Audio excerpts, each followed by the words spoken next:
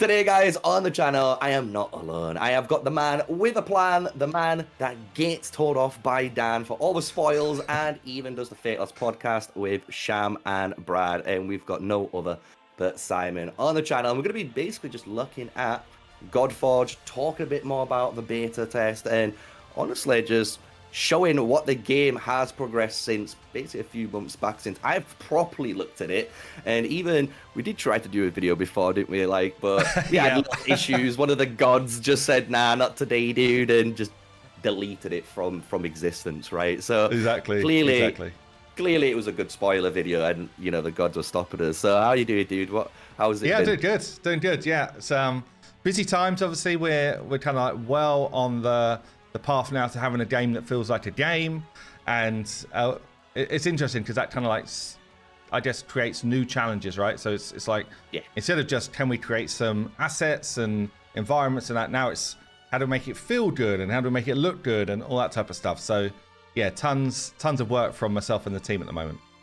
Yeah, and perfectly, what I'll just put in here for everyone, if you guys didn't know, the main beta test stuff has kind of ended, but the second wave has started, right? So right now you can actually go to the Fateless website and you can sign up, right? And basically you might have missed wave 1, you might be in wave 2 or the future waves, right? You are going to be able to join hopefully this Godforge Beta, so sign up, don't miss out, right? And we're going to be talking a little bit about the beta, right? Because you did release a video about it, which was quite nice. And obviously a creator like myself is excited because of the tower mechanic and the competition that you're doing. But do you want to kind of like explain to anyone who might not know what we're talking about, like what the beta is all about? Yeah, so we so I talked about it a bit yesterday, but ultimately anyone who signed up for like the original beta, we're now calling this test like our alpha test, and then there'll be a beta later on where the beta is more like the full game. But so our alpha is going to be a tower which gives you like the full core loop of player progression in terms of getting heroes, empowering heroes, giving them gear, giving them weapons, and I guess building like teams to overcome challenges. So one tower, but like a full core loop of gameplay. Really what we wanted to do is like not spoil the full game at this point. Plus it's not fully ready, so we didn't want to put out like a section of placeholder stuff where everyone was like, oh, this doesn't feel great. It's like, well, yes, it's not ready. So we've kind of like parked that idea for now. We're thinking let's do a really polished experience, but at the same time do it as a challenge mode. So basically the people that get to the top the fastest will get some extra goodies, and then right at the end of the tower, there will be like a unlimited damage or a boss that can't die, basically. And it's about who can do the most damage to that boss in the sort of alpha experience. So we're pretty psyched. I love a challenge. I love that type of stuff. So I think it'd be a really fun way of doing it. And it's worth saying as well, anyone who signed up to the original like beta sign up, you're basically already now in the mix for this kind of like alpha tower. And anyone who's signing up like past this, there's basically going to be 3 waves of alpha. The first 2 waves will be chunks of people that have already signed up, and then the final one will be any of those players that want to go again and anyone who signs up since. So just to make sure that's clear. Yeah, it's good, because honestly a lot of people might be thinking, oh, I've missed out, right? But you haven't missed out. You can still participate in the future for one of the alpha wave testing, and obviously later down the line when you eventually put out a beta, they can even try it out then if they really wanted to, and not as early, right? And it's gonna be exciting to me. I can't wait for the tower. The tower, I think, just to give you guys like my quick opinion on it, is a very clever idea. I think you've nailed it really well on balancing testing, right? You want to test mechanics, you want to make sure things are working right, and it's giving the player basically like the core experience of what the game is kind of fundamentally. Yeah, you might not be able to summon, but we know we get to summon in these type of games anyway, right? So we get to save those dopamine hits for the future. So I actually like the whole tower experience. It's gonna be interesting to see who can technically like either break the game and figure out ways to get there even quicker, or those players that find out those, like you said, special teams that you might need for certain boss levels, because they're Yeah. just going to be that hard, right? I like the fact that you're making it like a actual game experience where you do need to figure these things out, and it's just not kind of like handed to you on a plate, which is Well, and honestly also there's going to be great. this kind of like, it'd be interesting to see what people do, because you're still going to have like a limited resource. We're not going to stop you from playing like, I guess people will be able to play like a decent amount of hours per day if they want to, but you will have a fundamentally limited amount of resource. So it'd be interesting to see how many people like really push just levels and try and get as high up as they can, you know, with I guess a lesser squad, versus those that go back to like a floor where I get experience, or a floor where I just like farm gear, or a floor where I'm trying to like get more heroes. Like, so everyone's going to be approaching it in a slightly different way. And it might be that, well, I think we will see, you know, this kind of like progression flip at times where someone's like spent a lot of time in like a farming area, and then suddenly they got some of those good resources to push themselves higher, and they might just like massively overtake someone who went like, you know, just straight for tower levels early on. So it's going to be fun, actually. I think it's going to be good to see different strategies playing out.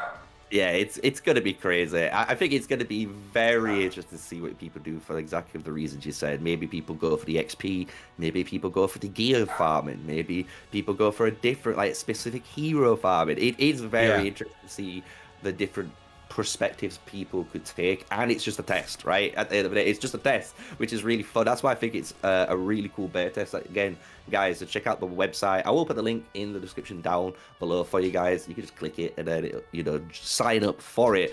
But in the background, moving on, as you guys have been seeing, Simon kind of just clicking on some of the different gods and heroes in the game, and we kind of want to just showcase and kind of talk about this, because like last time we were mentioned basically how far heroes have come, right? Because when you looked at certain heroes, like you've seen Izanami in the background, she had the T-pose, right? So she has the T-pose, she's in game, you can kind of see her, but then as we just saw with the Ra, and even you could say like Hercules, I believe, and some of the other models, they have their rig now, right? And you've been able to kind of expedite that process through your development, if you want to talk about that.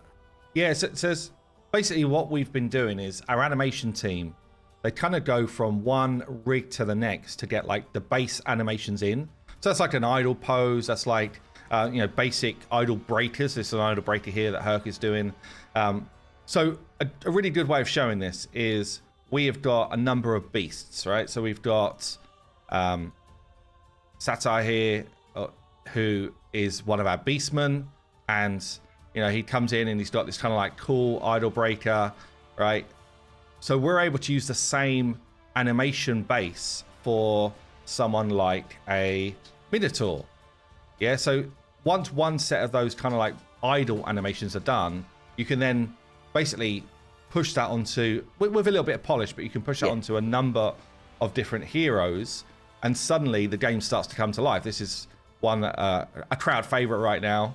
Looks amazing. He does look amazing. The werewolf, and obviously they still feel like they're their own thing, but if you can see, he's basically at this point doing the same idle breaker, right? So yeah, with a game like this, you do need some elements that will cross over into other heroes, otherwise you'll just never get it done. Like over 200 heroes we're going for launch. It's just, you have to have some sort of synergies like that. And one of the things which we've been working really hard on over the last really 12 months is refining our pipelines. So what's that mean? It's like pipelines of 2D creation, 3D creation, animation, VFX, sound, like all of these things, they basically get faster and faster the further you get into the project if you've managed your pipelines well. And we've got a really great team, honestly, managing pipelines. So, you know, anytime a giant comes in, we know now we can implement Asag's rig stuff to giants. And all of that just means that we basically get massively quicker. And it means that we're at a point now we can start doing polish of heroes that have come in. So if anyone has been following, King Tut here, he has been through a process. Like he did have this idol. Okay, so because we just wanted a placeholder in there for, but it looked weird. Like he had this kind of like hunched kind of like zombified look. So now he's got his actual idol, and he looks like a powerful hero, right? So these are the type of things that we've been doing in the background, is like just refining, polishing, and also lighting and shaders on our heroes has just kind of gone up a massive ton. Like, so, you see some of the backgrounds have started to get improved lighting, and we've blurred some of the backgrounds out more so the heroes kind of like stand out. There's a whole bunch of work that goes into, just making sure that the hero that you're actually looking at, you get a decent view of them, right? Because the assets are great. Yeah, it's amazing. Like, wow. Oh, wow. Yeah, because it's what you were saying, like, and we kind of mentioned this during, like 4 months ago when you were seeing like Hercules' like animations and stuff and his models, and even the Sphinx that you're hovering over. We remember the Sphinx's eyes, the monstrous eyes and the wings that were, outstretched like the Angel of North, right? So it's nice to see the progression, to see, look, the eyes are in socket, which is a big W. The eyes, literally, at one point there was no eyes, and then the next time the eyes were literally out in front of her face. It was just like, guys, can we get the eyes in the eye socket, please? But it's one of them things where, like, clipping the wings back, we were kind of discussed this in the last video. It was obviously a clever, design choice, because you have to think in game, you can't really have these wings sprung out, because you're going to now block all the other gods that are on formation, that's in the team, right? That's going to be wanting to look cool, but technically they can't, because Sphinx is, blocking their spotlight, literally. So you kind of had like a Sphinx, and then we've got, a giant, and then we've got Beastman. Like, these are all big characters. They're all, and deliberately so. If you literally had a whole team of like dragons, this dragon is not rigged yet, but he will be rigged. But yeah, if you've got a whole team of like dragons and giants and beasts and sphinxes, then suddenly there's not going to be a lot of play space for your team. So yeah, this is something which we've been working on. Even winged gods or legends, like take Icarus here, trying to make sure that the wings are formed in a certain way that it's not going to completely just clip over everyone else. And there's still some work to do on that, honestly, because as we start to animate, we start with an animation like this one here, as it's kind of like base form, and now we play test and we're like, oh, hold on a minute, we'd have to either we'd have to pull his wings in some, or like there's just different work that we need to do to make sure that the player experience is good. And actually, we've looked at other games. Some games don't even care about this. Some games will literally be like, everything is clipping all over the place, and I mean, we've got some awesome people, honestly, when it comes to trying to make sure that cloth doesn't clip in like this screen. So take Zeus here, so we're not seeing like either his weapon clipping through him, or his leg, like knees coming out of cloth and stuff like that.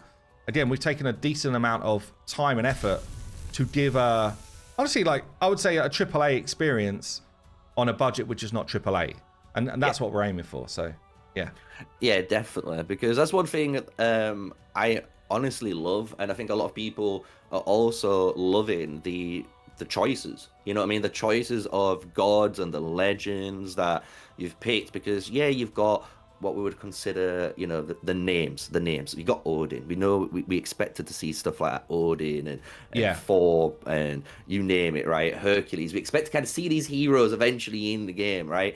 But then you went out the way and you brought like Gogmagog, right, in our recent one. And then we also have Pandora, which honestly is one of my favorite designed heroes. Loads of people loving Pandora, because it was just such a clever concept, right? You have Pandora, she's got her box there, and even the idle animation, guys, when you see the lid, there we go, open, it's like, oh, no, don't let that out, don't let that out. I love it. I think, like, these inspirations are really clever, and I just wanted to ask, like, what made you go in, such a variety direction in stories, legendary heroes like Leonidas that we know of, right, and even gods to make the roster that you've got so far? So I guess, like, originally we were looking to work with a big IP. That was our original like plan. So we were talking to, I guess, fantasy IPs and kind of discussing whether they'd want to do a game with us. And the more we kind of talk to them, the more we realize like we want to show what we're doing in terms of developing a game. And pretty much all of them were like, you basically won't be able to show anything until we're a few months before release, because we don't know if your game's actually going to hit our standards, right? So, and it just felt like we were going to be like hamstrung too much. So we're like, what can we do that still gives us this flavor of recognizable gods or legends that an IP kind of gives you in terms of popularity for a game, but make it slightly different to what the norm is. And the norm would be like, oh, we've got a Viking game, and therefore you've got all of those kind of like Norse gods. We thought it'd be so cool to bring different mythologies together, and obviously tell a story as to why that would happen, which we're going to be pretty story heavy when it comes to releases and stuff like that.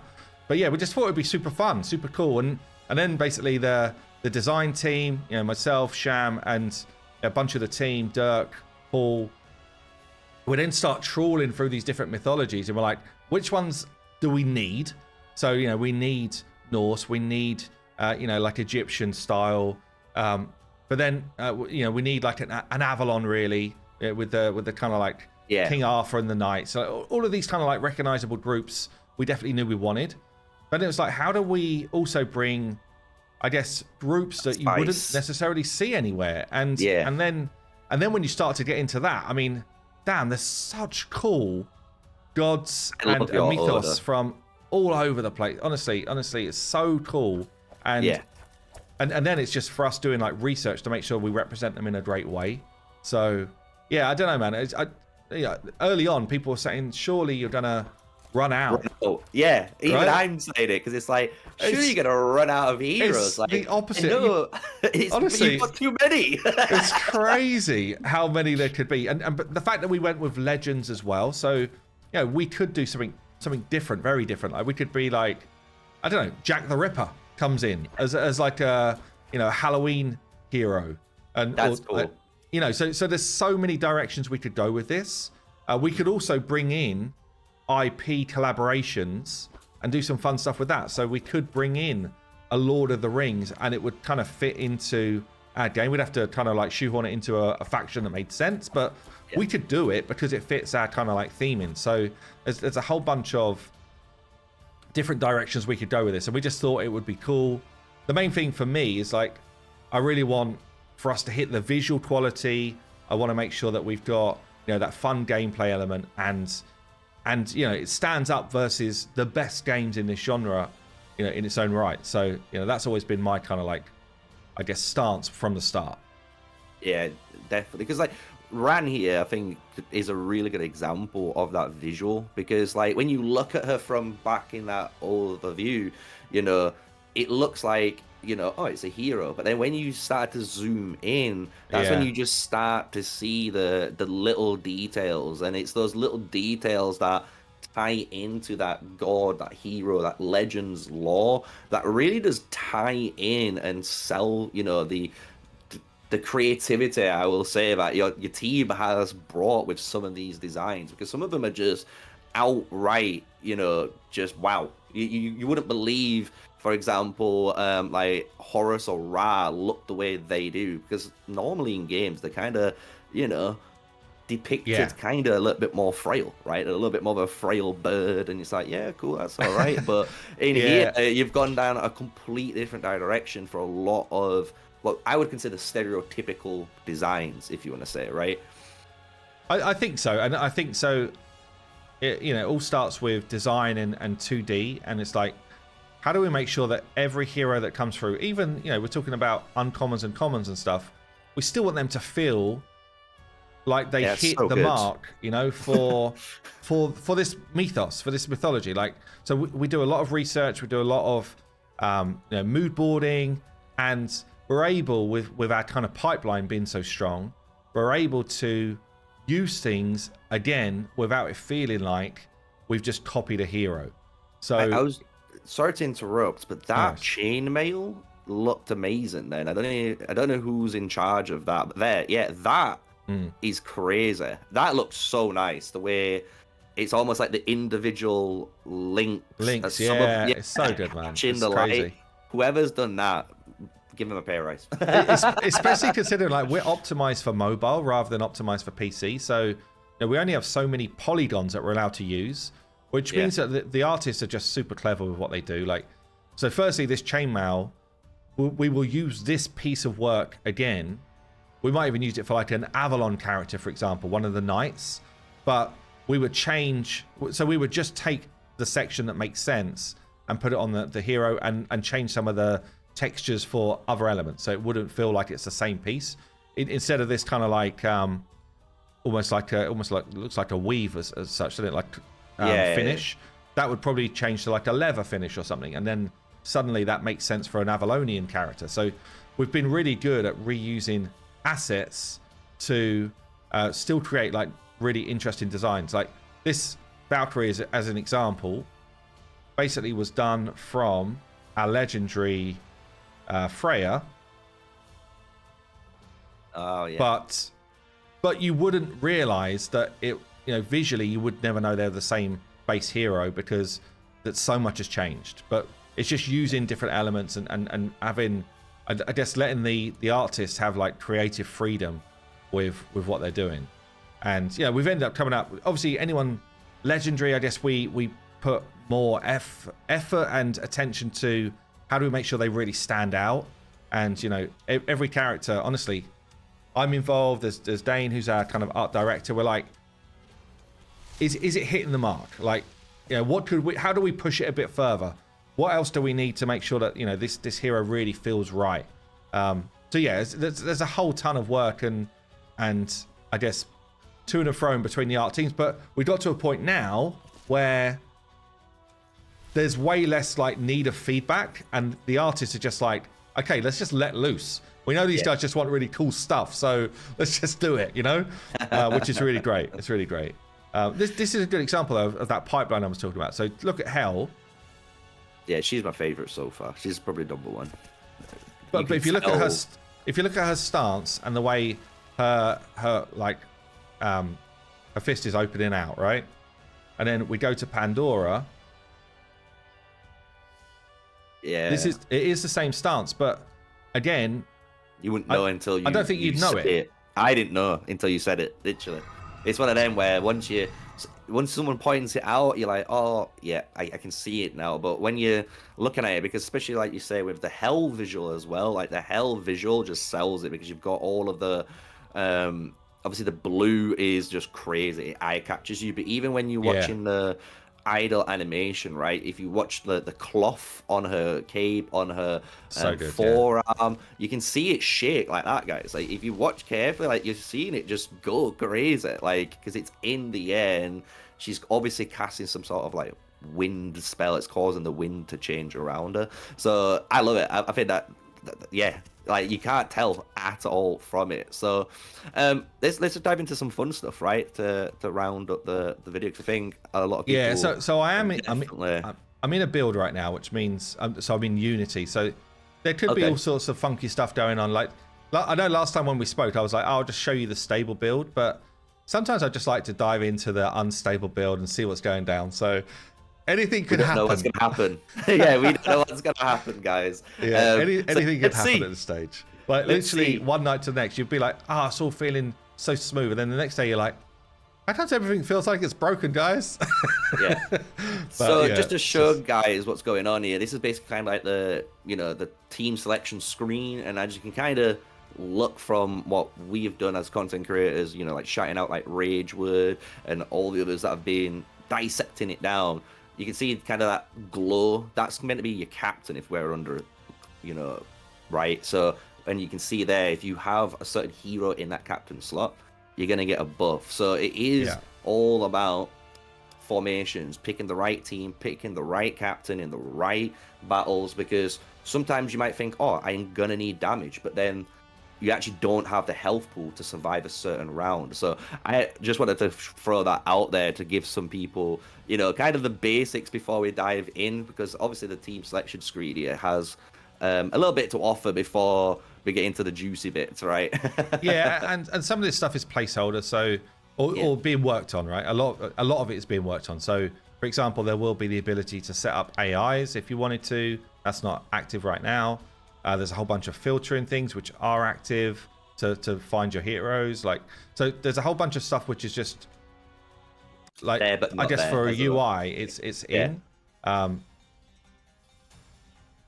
And here's some first bugs of the day. Like, literally after this, I'll be going back and saying, for some reason, no portraits loaded in the turn order, which is why I probably should have just brought the stable building. But I thought it'd be fun to show you some of the new stuff. So, yeah, why not, right? Because the thing is, guys, as you might have seen in some other videos, like even on our channel, like we normally see the stable footage. So in that area, and I will edit it on top here so you can kind of see what we're talking about. Normally there is just portraits, so you can kind of see who's attacking, in what order, and that could influence your decision making on who you're attacking, what abilities you're going to be using. So don't hate on it, right? It's unstable. We're in the chaos realm right now when it comes to Godforge. There's also an element here. So UI is something which we're working on. So we basically get like a load of placeholder stuff in that we think feels good, like it follows a direction, but you know, we then like iterate on it. So for instance, these like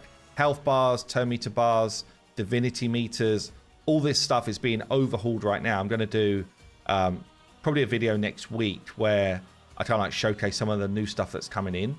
But basically, all of this is being overhauled so that I guess it's got a more premium feel and it fits the aesthetic of the game better. So some things we really like, and we like the fact that, you know, when you're on auto, you could literally just turn the UI off and just watch the game on kind of like, I guess, cinematic mode. So and we put different cameras in for some people that, you know, perhaps don't want to have the kind of like cinematic camera, so you'll be able to choose from different views. Again, all of that is work in progress because we're playtesting all the time and we're kind of like feeding back to the team like, actually this camera view's it's kind of nice, but you know, maybe we want to be a bit more zoomed in, or maybe we're not seeing the gameplay properly, or whatever it is. So, you know, there's a whole bunch of kind of like feedback that's always being done. But basically, we've now got, you know, gameplay that feels like a game, right? You know, yeah, there's some bugs and stuff, and there's some things to polish out, but ultimately, get that kind of like feeling of combat going off, which is cool. I like that. I'm gonna. Sorry, but that was sick. Like you're there, like having a nice little discussion, and then you just drop, you know, the good old ability that's just basically a kamehameha, just killing everything on screen. I'm like, what do you want me to do? Just stay quiet. It's right behind you right now in terms of on the video. In fact, maybe I'll just hide you for a second. Yeah, why not just hide me? You know, I'm MrSneakyy, guys. You might not have to see me all the time. You know? So you can see basically we've got our ultimate going off for Anubis. So one of the things in this game is there will be like a tactical ability to use as many ults as you want on your team. So I could hit right now, I could be like, I'm not going to use my ult. I'm going to wait until I've got more ults to chain together to create like a maximum impact. Or you might be like, oh, damn, I absolutely need to kill one of the enemy. I know that this ult's going to do the do, so I'll unleash this ult, you know, by itself. So we could bring in and just be like, right, you know, Anubis ult. I'm on a very low level here, so I'm probably going to nuke them all. Or a little cheeky one shot. But yeah, so we're starting to get to the point now where we're doing a lot of play testing internally, like playing the game and actually really getting some good experience from it, and constantly feeding back to our dev team, especially the combat team, around, you know, does it feel good? What elements do we need to change? And it's changing literally at this moment. It's changing day by day. Like we're literally like, because we're getting ready for this kind of like big alpha launch, we want to release something for you guys which is super polished. Honestly, not you know, and as it is right now, I'd say we're moving towards it, but we're still not super polished at this point. So yeah, it's getting there, but you know, everyone's working really hard, honestly. Yeah, definitely. Honestly, it's been really good. It's been really good seeing the progress because, like you said, you can see there's a game there. You know what I mean? You can see, even like, sounds weird, but since before, I've only just noticed it now, really paid attention to the environment. Like, from what I was remembering, the floor was just a floor. but now you've got these cracks. Even I'm just noticing it now. And those Yeah, cracks ether were cracks. animated. Yeah, that's it. Yeah, like so you can see all this energy coming out of those cracks. So you can see like they're adding like I say, it's the little things, right? In Zombieland, he says it's the little things that make you happy in life, and it's those little things that add up. And when you start seeing them just kind of like layer on layer on layer of these little things just working together, it does give you that finished polish, like you say it. So Yeah. uh, I think And, everyone's and as we're excited. chatting, the game's just fully crashed. So It's what happens, right, when you're in the unstable yeah. mode there. But no, I think everyone is But probably maybe going to that's a good enjoy the time to close video. off the video, man. It's like, Yeah, you know, maybe it's like a sign. It's like these guys have been watching for 30 minutes, and yeah, it's but no, it's this is definitely the like it's gods. coming along. It's the You know, gods. It's the gods speaking again. You know, they don't want these videos out. It's just too much information for the mere mortals to handle, right? You know, for sure, man, for sure. but that's gonna be it. We're gonna end it there. Why not? Perfect kind of little video to finish up with. Just to remind you guys, in the description down below, you can check out the Fateless link. It's gonna take you straight to the Fateless website where you can sign up for the obviously beta or the alpha wave 2, 3. Obviously, just sign up, guys, and you can get your hands on the game as well as myself. I'm just gonna obviously say, if you want to help me, check out the link down below as well. There is obviously the Fateless store. You can buy some merch, including what I'm wearing right now. You can use MrSneakyy10, and that will save you 10% off on the checkout, right? So with that, any final words you want to share, Simon, or is there anything you want to spoil before right at the end of the video? Well, I just wanted to say, like, you know, we're about 18 months into game development at this point, and you know, we're looking to launch the full game really towards the end of the year. I just want to say, like, it's been amazing support from the community in general, and you know, it's actually way harder than I would ever believe to create a game of the sort of quality and the depth that we want. So you know, it's been a crazy 18 months, and it's just been so cool to be able to share it with everyone as we've been doing the sort of game design and the game build, and get everyone's feedback as we've been going through. Like, our Discord is pumping, you know, the YouTube does really well, and yeah, it's just super cool to get that. So I guess, you know, thanks to you, you know, I've been covering the game for a long time already, and yeah, thanks to everyone who's been kind of like supporting along the way. Yeah, man. Honestly, it's been a pleasure. Like I said, I think the game just looks fun and it looks promising, right? So, with that, as you guys know, smash that comment and subscribe.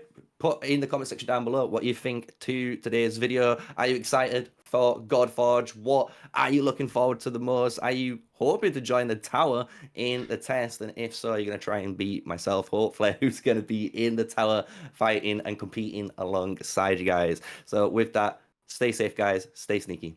Peace out.